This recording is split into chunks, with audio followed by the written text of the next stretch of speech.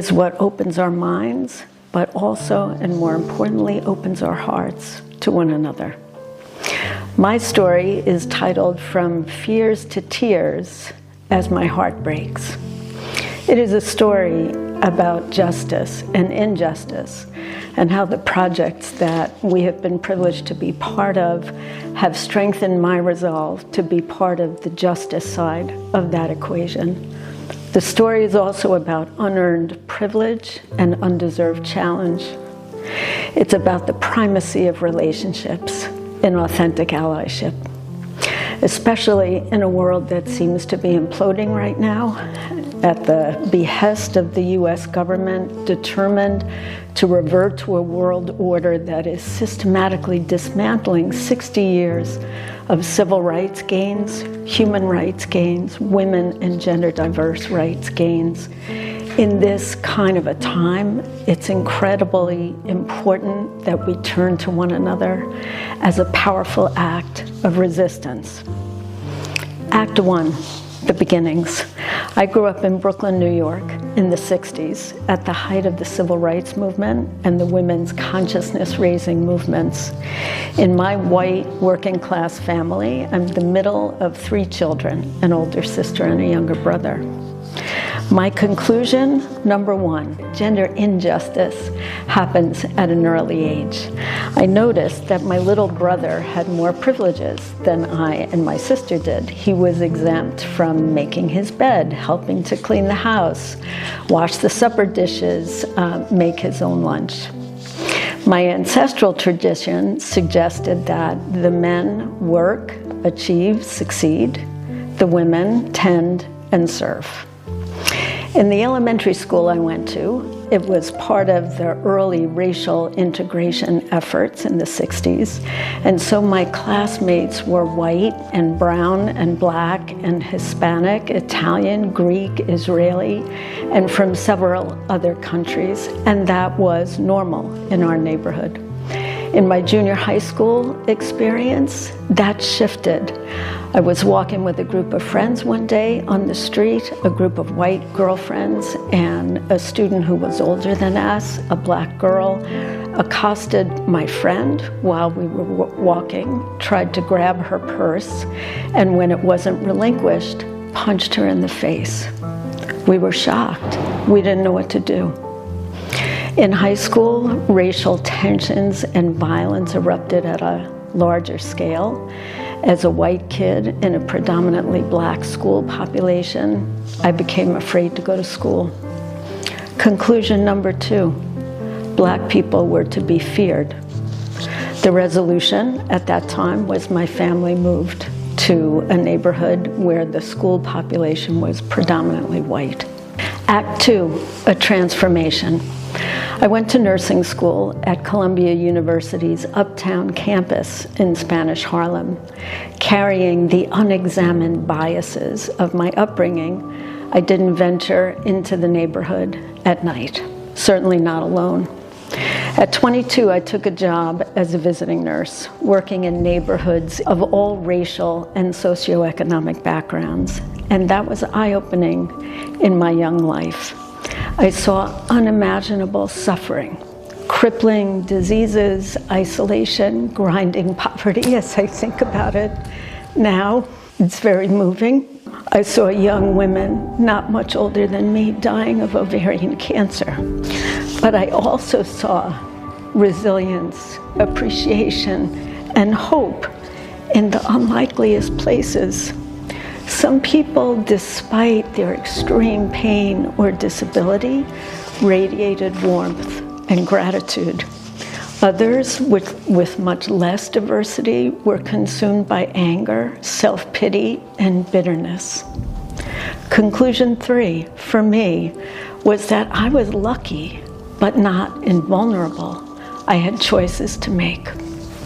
I became acutely aware of my unearned privilege, the choices I had available to me, my health and mobility, having a well-paying job that I thought would be the best job I'd ever have, and that it could all be taken away in a moment through catastrophic injury or illness. By the luck of the draw, I was where I was, and that could change at any moment. And I decided that I had some choices to make about how I wanted to face that if it ever happened to me. I also learned through that experience that I can make a tremendous difference in someone's life just by showing up at their doors with compassion and kindness and a bit of skill and a smile. Sometimes my aim was just to make them laugh during a visit because they hadn't laughed in quite a while. What I understood was that their relationship with me, as sometimes the only health professional they would see over the course of several years even, mattered. Their relationship with me mattered. Conclusion number 4 for me, relationships matter. And for some, they are literally a lifesaver. The immense difference we can make to people, either positive or negative, can have a long-term impact on people, and in ways that we may never even know. And we all have a choice daily to make about which kind of influence we want to have, because everyone's carrying some kind of burden and backstory that we don't know. At the very least, we can be kind and compassionate. Fast forward to 1988, I moved to rural Nova Scotia from the bustling multicultural life of New York City. It was a culture shock in many more ways than one, but clearly there was very little racial diversity where I lived. Over the years, gender justice became more prominent in my life. I learned more and became outraged by the millennia of violence against women and girls in all kinds of ways that to me was heinous and just made me outraged. In 2015, I co-founded a nonprofit, Be the Peace Institute, dedicated to ending gender-based violence in all forms for all people. I didn't really know what that was going to mean. The same year that we co-founded Be the Peace Institute, I actually had the good fortune to go on a journey to South Africa, which is considered the cradle of civilization, the birthplace of humanity. What I recognized there was even after decades after apartheid as a system had been dismantled, anti-Black racism had not really changed. We would see extreme poverty and disenfranchisement in the townships alongside the same road going to the vast wealth of vineyards and wineries. Conclusion number 5 for me, anti-Black racism is persistent. At Be the Peace Institute, in our first 3-year funded project, we had the opportunity to partner with the Nova Scotia Association of Black Social Workers on a project about how people subjected to gender-based violence find a path to justice. For us, this was a rich opportunity to learn something about that experience for African Nova Scotian people, communities we hadn't really been connected to. At one of our first team meetings, there were 4 of us, 2 of us from Be the Peace Institute and 2 from ABSW. We were talking about experiences, and one person described an experience in a workshop about race in a mixed race group, where the facilitator asked participants how often they think about race. The white people in the room said occasionally, when there's a big media story about something that happens unjustly or harmfully to a person of color. The Black people in the room said, every day, multiple times a day, we are never not thinking about race. This was an awakening for me. Conclusion number 6, I'm white, I'm ignorant about the lived realities of people of African descent, and that my unearned privilege has shielded me from knowing anything about that, and the undeserved challenges of the kind of injustice that people face simply by virtue of being in dark skin. This privilege challenge dynamic does have something to do with me, and whether and how I can use my privilege in allyship and solidarity with those who are targeted by all systems of oppression that persist in our institutions, in our structures, in our mindsets. It persists, including in mine. This project that we're doing is the third project we have had the privilege of working on with African Nova Scotian colleagues, and working on an intergenerational, interracial team of actually quite a lot of people has been, for me, both humbling and also enraging.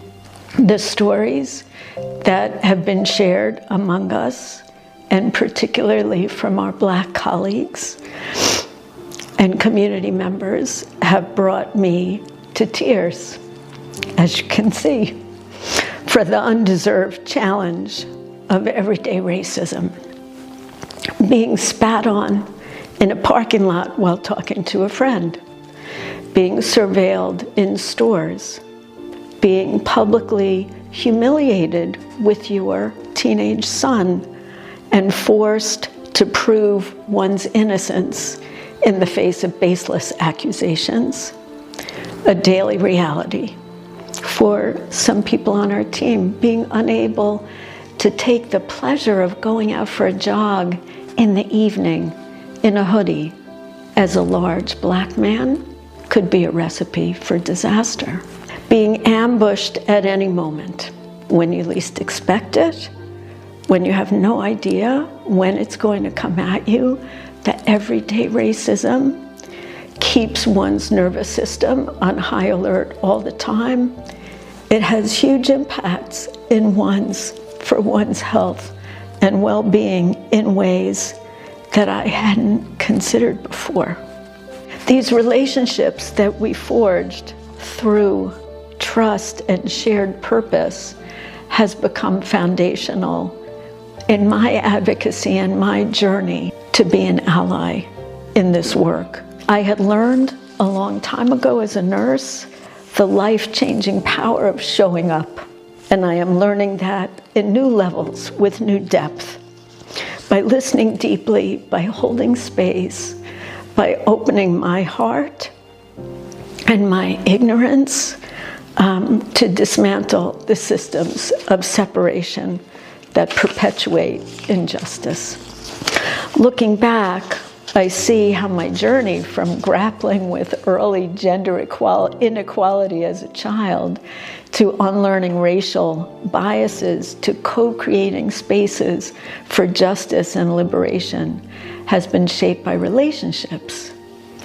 Relationships take a lot of time and trust and can easily be damaged, but they are, I believe, the only way to bridge the chasms that divide us.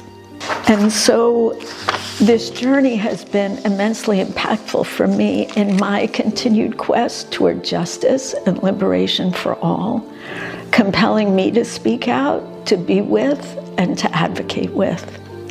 The invisibility of the undeserved challenges some people face in our healthcare systems, in our social service systems, in education, in justice, that those of us with unearned privilege never have to see, look at, or feel. Only through relationships of trust and honesty can we break through that cloak of invisibility and separation. In my elder years, I am learning more deeply how my unearned privilege can be a force for justice and truth and relationship as a powerful act of resistance.